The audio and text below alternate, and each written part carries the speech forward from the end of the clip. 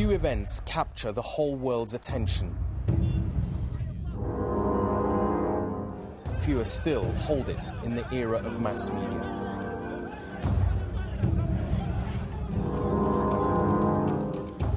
In the Middle East, men who have ruled for decades, gone in days.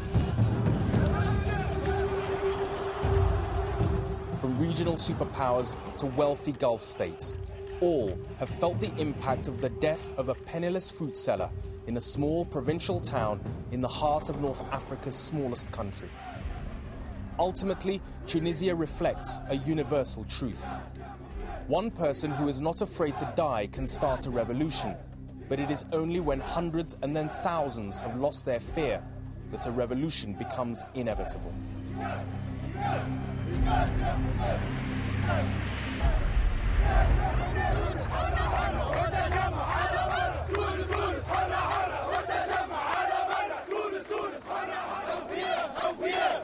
The world is still trying to understand exactly what the revolution here in Tunisia really represents. For the West, this was a liberal movement that achieved for the Arab world its own Ceausescu moment, the getting rid of a hated dictator and his family. For people in the region, this is proof positive that ordinary people can overthrow a regime. For Tunisians, the reality is far more complex. Internet, Facebook, Twitter, they were logistic support. They were not the revolution. This regime was it's like a cancer. في الحقيقة احنا الشعب التونسي لم يتعود على سماع القصص. I saw people dying. I saw a guy shot straight in his heart. أي واحد شهيد مات الحق، حب يدافع على شعب، حب يدافع على تونس. كانت الناس كلها تأسفت للمشهد هذا، وخاصة مشهد حرب. هي بالفعل حرب وبالفعل مجزرة صارت.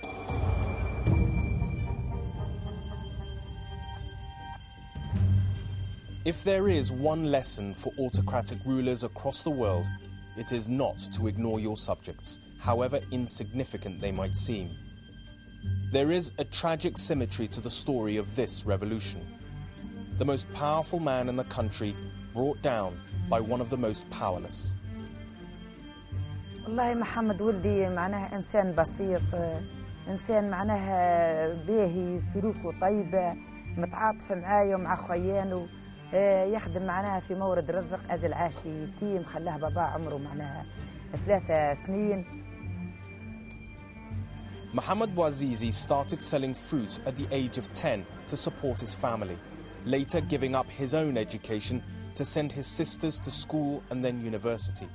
اللي يبقى الماضي ساعتين ماضي 3 متاع الصباح يروح يمشي يرقد من با ساعتين 3 سوايع، زيد يفيق من جديد غدوة الصباح، وديما يشجع فيه على قرايتي، ديما يهز لي في المورال نتاعي ومورال العائلة الكل، ديما يواسي فينا، ديما يصبر فينا، والحمد لله.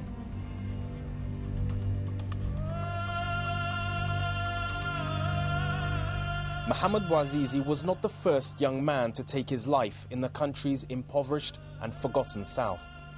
But the way he was treated by the local authorities on the 17th of December had a resonance for all Tunisians. أنا الصباح نهار الجمعة الصباح مشيت نسعى نخدم معناها في الفلاحة البرة، وطليت على البيت متاعه هو نلقيه راقد نوم عميق. قلت له والله يعاونك يا محمد ولادي. يقوم الصباح كيما سيور الايام، كيما الايام كل ايام يمشي يهز الشريول، يعبي الخضره من المارشي سنترال ويمشي معناها يمشي يقص على الكيس الرئيسي، معناها راهو تاجر متجول. Mohamed had applied to the town hall for a license to allow him to set up a permanent store. When this went unanswered, he applied directly to the presidential office. There was again no reply. Instead, the regime took the little he had. On Friday, the 17th of December, Mohamed was stopped by a municipal officer and her 3 colleagues. She confiscated his fruit and the scales he borrowed from a friend. According to his sister, she insulted his dead father and ridiculed his lowly job and appearance before delivering a blow which was to echo around the world.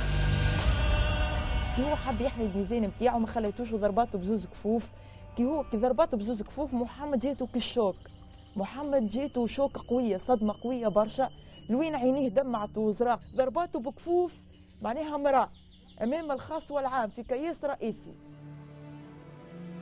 People in Sidi Bouzid were used to the demands of the police and local authorities, the traditional rashwa or bribe without which nothing and no one can operate. But Mohammed had no money to buy back the confiscated scales. 3 times he went to the town hall to plead for their return, and 3 times he was turned away. At 11:30 a.m. he came back for the last time. خذا معناها واحدة متاع ليسونس وهز الشريول بقيت اللي بقاله معناها من السلعة هزها وحتى أمام مقر الولاية وجاب الليسونس صب على روحه طلع على الشريول وصب على روحه كجبد البريكية. The crowd drawn by Mohammed's protest included his cousin Ali, who arrived too late to stop the final act in the tragedy. قام بالتوجه إلى وسط الطريق هنا وسكب على نفسه البنزين وكان موجود هنا وأحرق نفسه هنا. He'd come to petition the government here to ask for some help, but they didn't let him in, and he then went into the middle of the road, put benzene on himself and set himself alight. He was saying that there were few people around, and there was one man with a jacket who tried to put the flames out on Mohammed, but it was too late. It's too late. This is the scene filmed by Ali on his mobile phone moments after Mohammed set himself on fire. Even in these extreme circumstances, manifestations of public discontent in Tunisia were rare, and Ali understood instantly the power of the images he had filmed. لأن نحن كنا واثقين إنه قبل نحتجوا ونضربوا من طرف عوال الأمن ويقع تفريقنا وما يسمعونهاش، لكن بالإعلام هو يمكن إنك توصل أي حاجة. Sidi Bouzid might be geographically isolated, but the internet had wired its residents to the world. At 6:47 p.m., Ali posted the video on his Facebook page.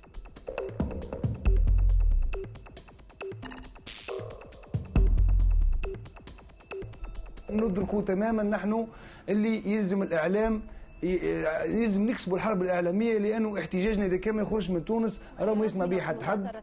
مثلا أنا دخلت شخصيا في قناة الجزيرة فردوا رد معناها في الحكومة قالوا راهم هذوما مجموعة من المارقين.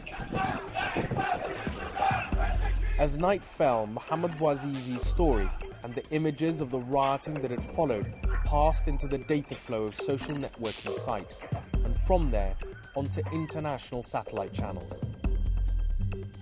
On the 17th of December, however, there was no reason to think this would be anything more than just another largely anonymous chapter in Tunisia's recent history. After 23 years in power, President Ben Ali had become a master of state repression, adept at controlling the message and crushing dissent. This might not have been the dream of the generation who had won independence from France in 1956, but it was their legacy.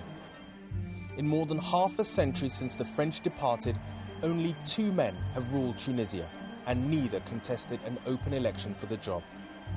The country's first president, Habib Bourguiba, a flamboyant provincial lawyer who had fought the French for decades for the right of Tunisians to choose their own leader, had, once he was that leader, become less tied to the concept of democracy. Il y a 2 Bourguiba.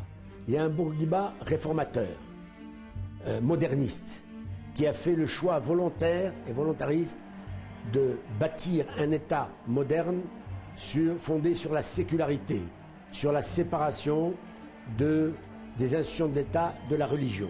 Le problème des droits de la femme, du rôle de la femme, de l'égalité entre hommes et femmes, le code du statut personnel est un qui est important. Et il y a eu en même temps le Bourguiba autoritaire, qui ne tolérait aucune critique, qui avait un appétit de pouvoir extraordinaire, qui a estimé que, après tout, la Tunisie, c'est une poussière d'individus. By 1975, after 19 years in power, the second Bourguiba was firmly in control, making himself president for life, formalizing what had long been the reality. La fin du règne Bourguiba a été un naufrage, le naufrage de l'homme. Il y a eu la montée de l'islamisme avec le phénomène de l'Algérie, qui était inquiétant, un islamisme dans la violence, et Bourguiba, se fondant sur ses convictions sécularistes, laïques, etc., a refusé d'accepter toute négociation avec quelque islamiste que ce soit, en faisant l'amalgame, tout islamiste est un terroriste. Et ça a débouché sur les confrontations des années 80. In 1984, Tunisia erupted into violence. Bread riots started in the southern town of Gasrine and spread across the country, leaving 50 dead. Bourguiba recognized he needed men he could trust around him, strong men. A then little-known former head of military security, Zine al-Abidine Ben Ali, was made director and then minister of national security. Why? Bourguiba was old, almost senile. We needed at that time someone in the Ministry of Interior very strong. I mean, there is a problem of order. Bourguiba, he needs someone in this position so he can stay a little bit longer. 2 years later, Ben Ali was made interior minister. Even for those who knew him, his rapid promotion came as a surprise. Ben Ali is his classmate. He's from the same regiment than me. Ben Ali did not talk much. He would spend an evening with you here, I mean, everybody. He would not say more than 3 words. He would smile, nice, but he wouldn't talk. He was always listening because of his job, maybe. Bourguiba was not alone in underestimating the quiet man. In October 1987, he made Ben Ali prime minister. A month later, the quiet man spoke. He gathered 11 doctors and asked them to sign the papers telling that Bourguiba is no longer in good health to run the country. And by constitution, at that time the prime minister would become the president, he became president. After 30 years of one-party rule, the public euphoria was unconfined. Ben Ali's first public act on the 7th of November was to pledge to dismantle Bourguiba's state. À partir de ce jour, plus d'injustice. À partir de ce jour, plus de présidence à vie. À partir de ce jour, plus de confiscation par un parti de l'ensemble des institutions de l'État et de quadrillage de la vie politique. J'ai fait partie des gens qui ont pris ce discours au sérieux. The 8th of November, he went to the office of the Prime Minister, and one young girl said, Yahya Ben Ali, life forever. And he went to her and said, don't say Yahya Ben Ali, say Yahya Tunis. Tunis forever. And it's extraordinary, really. It's unbelievable today. Bourguiba was to live another 12 years, able to die in the country of his birth, still remembered fondly by many, a privilege afforded to few deposed autocrats. For the Tunisian people, the honeymoon with their new president was to be brief. The signs were not too difficult to spot.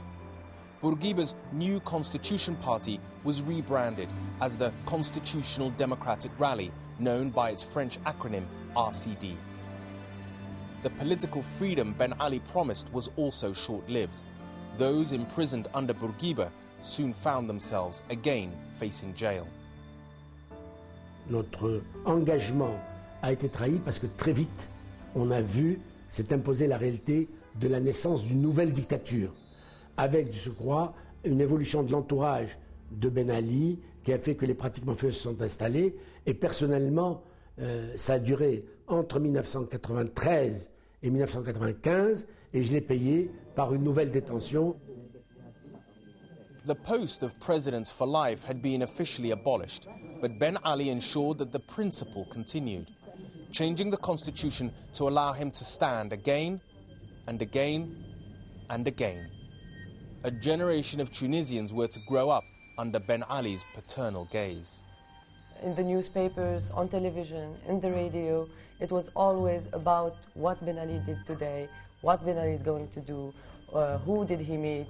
So the Tunisian citizen was like living in a perfect world with its God, which is Ben Ali and his family, and no one had the right to say that anything is going wrong.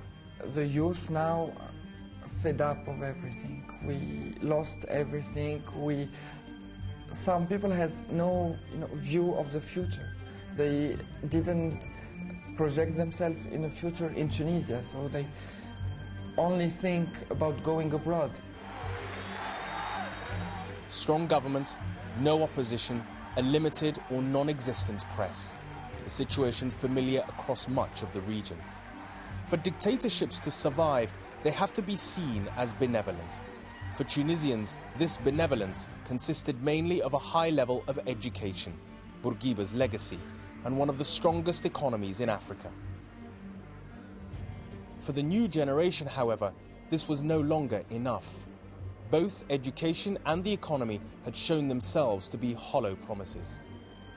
Our parents wanted to believe in the system, and they wanted to build a country where everybody can live properly and raise their children and send them to school, etc. And they did it. We were good at school, we are good workers, we are organized, civilized, and we're living under mafia. We were living under mafia, and there is no hope. Ben Ali's mafia was to be his undoing, but in reality, he had little choice. Without popular support, he needed to buy loyalty from somewhere. Despite being a former military man, he had always seen the army as a threat, relying instead on those around him to keep him in power. The elite of his 2 million-strong RCD party, and increasingly, the family of his universally loathed second wife, Leila Trabelsi. These people needed to be rewarded for their loyalty, and the natural result in a country not blessed with mineral wealth was corruption. كنا نحلم بأن نكتب عن الفساد، ولكن أين ستنشر هذه المواضيع؟ كانت كلها مرتبطة بقطاع واحد، هو قطاع العائلة المالكة. كل موضوع له علاقة بالعائلة المالكة أو غيره لا يمكن نشره، لأنه في نهاية المطاف لو تمكن من النشر فإنك ربما تتسبب في إغلاق الصحيفة، في معاقبتها. Control of the media had long been Ben Ali's key priority. International satellite channels that reported unfavorably on the regime were banned. But the arrival of the internet created what was to be an insurmountable problem.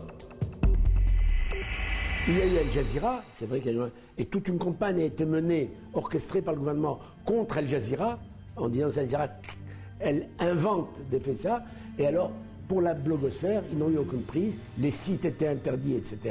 Mais il y a eu un effet au mouvement d'information, un mouvement extraordinaire, et là, ça a été la panique au niveau du pouvoir. Parce que notre système d'information, c'était verrouillé. These censored websites became the real famous websites in Tunisia. A blogger that, with a blog which wasn't censored, isn't really a blogger, you see. And we called ourselves the gangsters bloggers and the affluent bloggers because the state knew us and blocked us, and people and boys in internet, when they see Ben Ali blocking someone, they knew that this someone is a guy who's telling the truth. Era 404. The message indicating a blocked site became a badge of honor for any blogger and a signpost to those interested in seeking the truth in Tunisia. In trying to control the messenger, Ben Ali lost control of the message.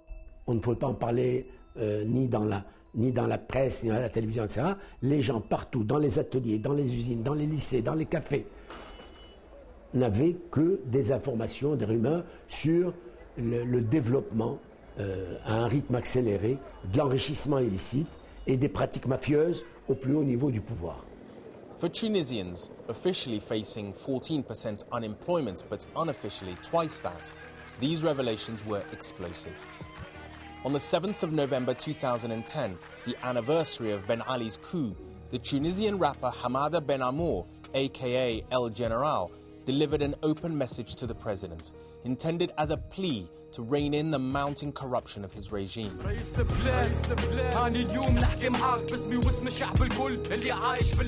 يعني هذا اليوم 7 نوفمبر خرجت أغنية اسمها رئيس البلاد، فهمتني؟ يعني ميساج لمسيو البريزيدون، فهمت؟ حكيت فيه على المشاكل نتاع الشعب، على القمع، على الاستبداد، على الظلم نتاع الحكام، فهمت؟ حبيت نعطي ميساج، فهمت؟ للي سرقوا البلاد، فهمت؟ للي نهبوها، خلوا الشعب التونسي ضحية إجرام متعمد من قبل المسؤولين. Into this already tense atmosphere came WikiLeaks, publishing a confidential report by the former US ambassador Robert Godek, describing the overt kleptocracy of the Ben Ali regime.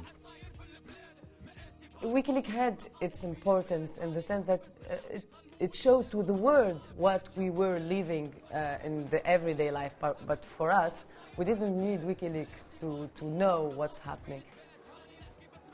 A great majority of people believed that Ben Ali and that system had been just students of American. And these leaks demonstrate that, first, USA doesn't care about that country. And for us, it was good news. The US government's apparent indifference to Ben Ali's fate may have been only a small issue, but it added to an increasingly powerful tide of events against which the regime was now swimming. Cette conjugaison des trois facteurs, de la contestation sociale, de la contestation politique et de la contestation des pratiques de corruption et des pratiques mafieuses, a connu un retentissement d'autant plus grand que le phénomène de la blogosphère et de la communication, des nouvelles technologies de la communication ont fait que ça a circulé de façon extraordinaire. Tunisia was primed for revolution in December 2010 when Mohamed Bouazizi's act ignited it. But it was what happened in nearby Gasserine, the town that had started Ben Ali's rise to power 27 years before, that would soon define it.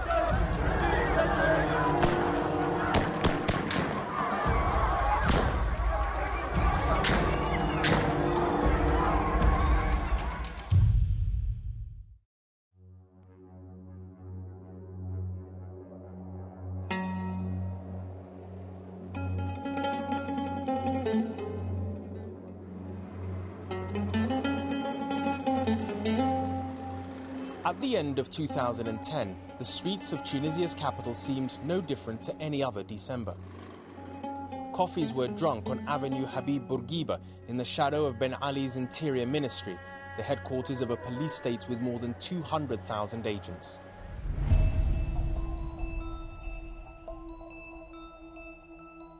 Data traffic, phone calls and conversations were monitored discreetly by a system of surveillance and repression perfected over 23 years. Although many sympathized with the plight of those in the south, open dissent against the regime remained unthinkable. This regime was it's like a cancer. They are supposed to protect us and serve us, and instead we felt in danger. يعني نظام يراقبك لمجرد أنك تفكر بشكل مختلف. لم نصل بعد إلى الالتزام وإلى العمل. بمجرد الاختلاف بشكل مختلف. طبعا أنا كمحامي، يعني كمحامي كان في عديد من الملفات، وكان عندي العديد من الحرفاء والعديد من الأشخاص اللي قمت بالطرف عليهم، قمت بمواكبتهم قانونيا تعرضوا لتعذيب لا يتصوره العقل. يعني تعرضوا للحرق، تعرضوا للتعليق، تعرضوا للضرب بكل الأنواع، تعرضوا للتعذيب بالكهرباء. يعذب بشر بطرق معناها وحشية غير إنسانية ويعاقب ب6 أشهر سجن. Despite the fear, beneath the surface an information war was raging, one no longer limited to activists and journalists. In neighborhoods across the capital, the revolution was spreading. What had once been social networking had become political. It's more the users of Facebook than Facebook itself, because if it wasn't Facebook, maybe we should have used something else. We started being a news service, each one in his house, the week before the demonstration started in Tunis, by sharing the videos of what's happening in other cities or far from us, and the television obviously didn't say anything about the events. People might be sharing videos, but for most in the north, there remained a gulf between thought and action, and demonstrations in the capital remained small. The great part of Facebook is didn't go to the demonstration. Every day, every time in TV, with press, people can't stop telling me that it is the revolution of Facebook, of internet. That's not true. Internet, Facebook, Twitter, they were logistic support. They were not the revolution, because the most important thing is that I, as a person, I click, I say, I click, and I go to demonstration. Although demonstrations in Tunis remained small, the rebellion in the south was gathering momentum. In Jazeera, a town of 100,000, which shared many of the problems of Sidi Bouzid and had been the scene of the 1984 bread riots, protesters came out in support of their neighbours. يوم 24 كان هو اليوم المفصلي في ولاية الجزائر عندما خرجنا نحن المحامين في مسيرة تضامنية مع أحداث سيدي بوزيد. هذه الوقفة التضامنية والاحتجاجية كان لها تأثير على الشارع التونسي وعلى شباب ولاية الجزائر، حيث نعتبر أنفسنا أن ساهمنا في تكسير ذلك الخوف وذلك القهر الذي يشعر به الشباب. منذ ذلك اليوم بدأت هناك تحركات على مستوى قاعدي من الشباب ومن التلامذة ومن الطلبة وإلى غير ذلك. Dès le 24 décembre, il y a eu les premiers tirs à balles réelles à Menzel Bouzaïen, à quelques kilomètres de Sidi Bouzid, avec 5 blessés graves, dont un est mort quelques jours plus tard, et un manifestant, un citoyen, un jeune, la quarantaine, tué sur le champ. The use of live ammunition in the south provoked the first mass demonstration in the capital, and on the 27th of December, 1,000 people took to the streets of Tunis. قلنا يسقط بن علي، قلنا يسقط الطرابلسية اللي هم عائلة بن علي، قلنا القضاء هو قضاء طرابلسية، يعني الشعارات التي رفعت كانت موجهة رأسا للرئيس، وهي أول مرة تقع. With protests on his doorstep, Ben Ali decided it was time for his personal touch. Mohamed Bouazizi might have been unable to gain access to the lowest official in Sidi Bouzid, but by the 28th of December, he had the full attention of the President of the Republic. As a publicity stunt, it was poorly staged. The supposedly concerned president appearing in his street clothes without a mask or gown in a sterile burns unit next to a man many believed already dead.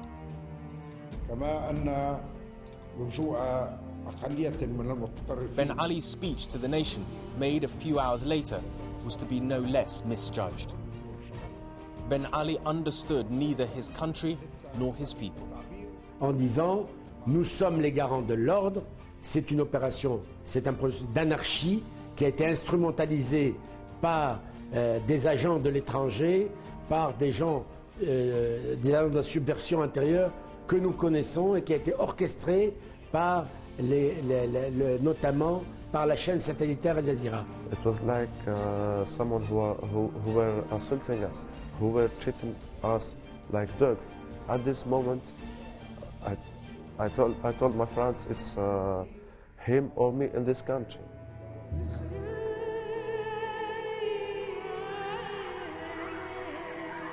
On the 4th of January, Mohamed Bouazizi's death, long suspected, was announced. The family was told to be discreet, but thousands attended the funeral the next day. Once again, the images spread, fanning out across the web in defiance of the state. A 20th century system of repression could not keep up with 21st century media. Everything's going very fast, and all their repression system is slow. They tried to arrest people, and then they thought about, I don't know why, but it goes too much slowly comparing to how we get the information and share the information and share the idea and share the programs of the protest. And every false information was straight, attacked or denied with a video saying this and this and this. It would be easy to dismiss this as a phony war compared to what was happening in the south, but the regime was taking it seriously. The physical containment of the south meant nothing if every Tunisian became aware of what was happening there. On the 6th of January, the secret police rounded up several of the figures publicly supporting the demonstrations, including bloggers like Aziz. Questions, questions, questions, questions, questions. Some threats, some horrible threats. They accused me of defacing, pirating governmental websites. When I went out the Minister of Interior, I was going direct to 5 years of prison. Ben Ali recognized that people were losing their fear of his regime and knew he needed to remind them of how he had remained in power for 23 years. The place he chose for his lesson in terror was Jazeera, the town that had first brought him to prominence as the head of national security.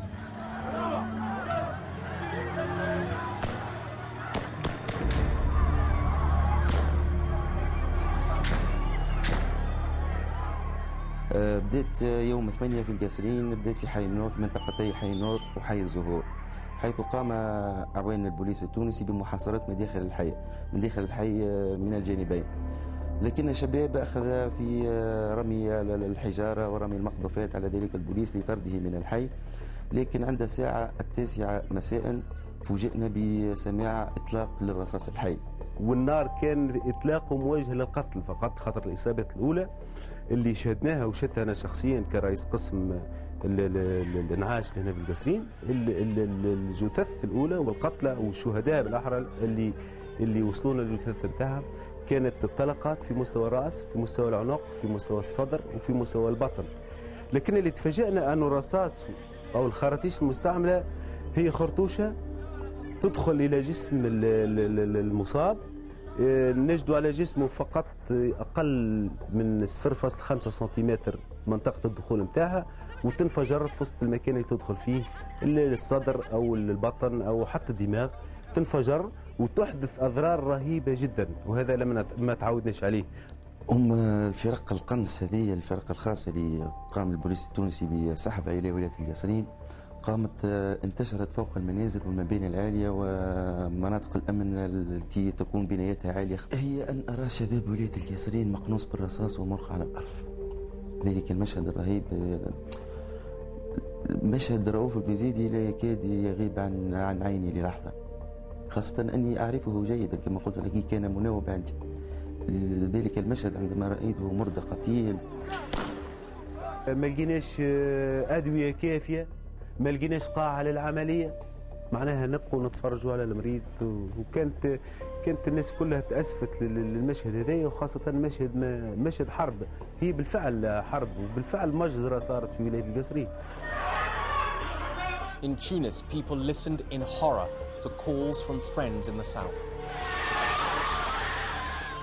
أول ما بدأت أحداث الجسرين والرقاب احنا تجمعنا في نقابة الصحفيين، فكان تأتينا مكالمات هاتفية من أشخاص مباشرة يسمعوننا صوت الرصاص الحي، وكانوا يصرخون، كان هناك رجال يبكون بالدموع ويصرخون ويقولون لنا إنها مذبحة أنجدونا، ونحن صحفيون أثناءها لم يكن لدينا أي خيار، لم نتمكن من الذهاب إلى الجسرين لأنه تم إغلاق كل الطرق للذهاب إلى الجسرين أو سيدي بوزيد. كان يمنع على الصحفي أن يتنقل إلى تلك الأماكن في تلك الأحداث، وحتى أن انتقلنا أين يمكن نشر تلك المعلومات. There was, however, no need for journalists to process these images or newspapers to publish them. As with Sidi Bouzid, people in Qasreen posted the films they had taken with their mobile phones on Facebook. In minutes, they had spread across the world. أعتقد أن هي مش ثورة فيسبوك، هي أعتقد هي ثورة القسرين، ولكن للحقيقة لولا الفيسبوك لقبرت القسرين على بكرة أبيها ولقتل جميع من فيه بدون أن يسمع أحد، وهذا ما تعودنا عليه في السابق. الفيسبوك فتح الأبواب لما يعرف ما يحدث في القسرين، وأحدث إرباك لبن علي وأتباعه. On Monday, the 10th of January, more than 20 men, women and children lay dead or dying. After Qasreen, there was no going back. Everyone appeared to be aware of this, except the president. That evening, he again addressed the nation. In what was to become a familiar refrain for leaders across the region, he admitted that mistakes had been made, but not by him. There would be change at the top, but it would not be him. Mais en disant, écoutez, j'ai décidé de prendre des mesures, et notamment le limogeage du ministre de l'Intérieur, et de faire en sorte que les responsables de la situation ainsi créée rendent des comptes. Like all dictators, Ben Ali could not comprehend that it was not about jobs, YouTube, Facebook, his interior minister, or even his rapacious family. It was about him. The show of force in Qasreen had backfired. Instead of being a lesson in terror, it had only served to show Tunisians the extraordinary bravery of their countrymen. At this particular moment, I knew I will go in the street every day till I don't know what would happen. Maybe we all got shot, or maybe we finish in prisons, but I knew that something has changed in my life. The day after the bloody events in Qasreen, protests broke out across the country. By the following day, Wednesday, the 12th of January, hundreds had become thousands. Ben Ali deployed his army, but unsure of their loyalty, looked to his trusted police force to save his regime. يوم 13 جانفي هو كان اليوم الأسود في العاصمة، حيث تم إطلاق الرصاص الحي، وليس مجرد رصاص، وإنما رصاص من قناصين محترفين احتلوا الأسطح واحتلوا الأماكن العليا، وصاروا يصيبون أشخاصا حتى من المرة، أشخاص مدنيين لا علاقة لهم حتى بالتظاهرات. I went to the hospital to help the doctors there, and I saw people dying. I saw a guy shot straight in his heart while he was going back from his work home, and I saw the faces of people. I saw faces of nurses and doctors. No, we're like, what would we do if the people who are supposed to protect us are shooting people in the streets? At this moment, I thought maybe the country will change, maybe people will say no, definitely. So. 28 deaths and more than 100 injured were recorded in Tunis's central hospital alone. Many more were killed far from the main centers of protest.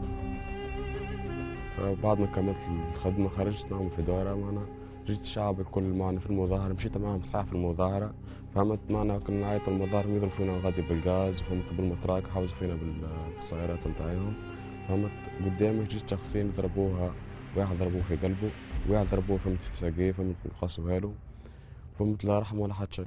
سمعت اللي فما شخص ضربوها فين انا في عينيه هو وخويا، فهمت، لكن ما نجمتش نخزر له الشيء هذاك. معايا ولد عمي هذا شافوا كي ضربوه كذا، معناها مشى ليه بعد ما غادي باش عيط لينا وغادي هزيناه للسبيطار، وخويا ميت قدامي وانا ما عرفتش واش نهزه بالضبط، فهمت، ودخلنا غادي بعد ربع ساعه مات. As with Qasreen, this was an act of state terror designed to scare people off the streets and back into their homes, to convince them that they had to choose between Ben Ali and anarchy. أغلب الشهداء كانوا إما في التظاهرات أو كانوا يشاهدون التظاهرات تمر من أمام البيوت أو بالطريق العام أمام المحلات، وهناك بعض الشهداء كانوا على أسطح البنايات، كانوا على أسطح منازلهم داخل أحياء شعبية لم تكن فيها أي أحداث أو اضطرابات، وفجأة يصاب شخص برصاصة من قناص. But no one was calling for Ben Ali's help. Martial law was declared, and Ben Ali is reported to have given the army the order to shoot to kill, an order refused by both the commander and his men. That was the moment of separation between Ben Ali and the army. The army just said no. The army isn't ready to provocate war. Because if army shot at police officers or police officers shot at army, it would be a war that won't stop. Without the backing of the army, even Ben Ali appeared to understand that he needed to make personal concessions. And in his speech to the nation that night, he pledged not to stand for re-election in 2014. He also abandoned classical Arabic in favor of the Tunisian dialect. He reminded the nation, as if it needed reminding, of his long service as president, his military career. He had been betrayed and let down by those close to him. He regretted the loss of life. There would be no more live ammunition. Voilà la charrette de limogeage. Plus de cartouches à partir d'aujourd'hui. Et je vous ai compris. Mais c'était trop tard, heureusement. It was surreal. People are dying in the street. We hear gunshot and he's saying there is no more, we're not shooting at people anymore, I'm not responsible, and everybody's happy of me being in the government. A nighttime curfew was declared and the streets emptied. An uneasy silence descended on Tunis, broken by sporadic gunfire. Rumours circulated that secret police had taken to the streets in hired cars. Pretending to be a spontaneous demonstration in support of the president, they drove around the city, terrorizing the neighborhoods that had dared to oppose Ben Ali. He brought all his propaganda keep in the street with rent cars and saying, "Long life to Ben Ali, we love Ben Ali," and they're shouting aloud. And at the same moment, there were shots in the street. At the same moment, I had his testimony on the phone. I was writing on Facebook saying there is people dying, and I really was afraid, and all of us were afraid, the 13 in the night, that everything's going to come back like it used to be. And I think this is what made people go in the street on the 14th. A population which had lived for more than half a century under two successive autocrats had lost all sense of fear. وكان في مسيرات خرجت مسيرات من كل صوب واحد. والشارع الكبير شارع بورقيبة هذا كان شارع ممنوع على المظاهرات، إلا أنه يوم 14 جافي كان في تصميم كبير أنه يقع اختراق هذا التحريم ويقع دخول إلى شارع، وذاك اللي تم. كان في أكثر من 70,000 ولا 80,000 متظاهر، واتجهوا رأسا صوب وزارة الداخلية اللي هي علامة القمع، وهي الأداة اللي كان الرئيس المخلوع يحكم بها التونسيين. هي آلة الترويع، هي آلة التخويف اللي كانت ترعب كل الناس، يعني أقبية الداخلية والتعذيب إلى آخره. التواجد أمام الداخلية واعتصام رهيب يعني موجود في الصور يعني أمام وزارة الداخلية هو اللي أنهى حالة النظام. Political prisoners who had been released found a very different city on their return to the capital. I was shocked. I was really shocked. At a certain time, I began to laugh and cry and dance and doing jam things and singing with persons and kissing other persons. And I felt at that moment, I felt that I had won. At 5 p.m., the curfew again emptied the streets. The country had never seen anything like the events of Friday the 14th of January. But after 23 years, few could imagine a Tunisia without Ben Ali. بسم الله الرحمن الرحيم. أيها المواطنون أيتها المواطنات. At 7 p.m., a different face appeared at the presidential lectern. Ben Ali's Prime Minister, Mohamed Ghannouchi, announced the president's departure.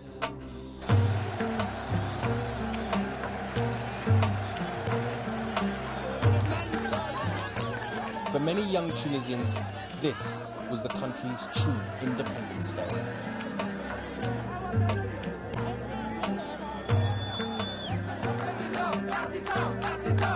Try to take your hand from here. Try to do something like that so the blood can't pass.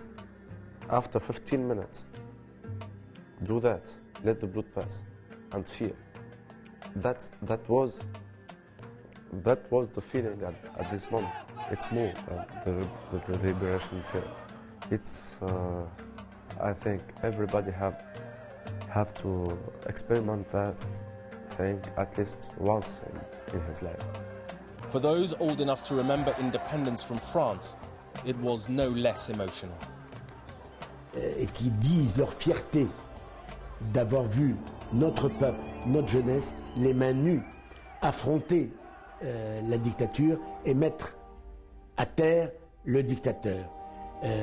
Je vous assure qu'il y a des moments où je me dis que je vis un rêve éveillé et qu'à mon âge et compte tenu de mes problèmes de santé, je ne pensais pas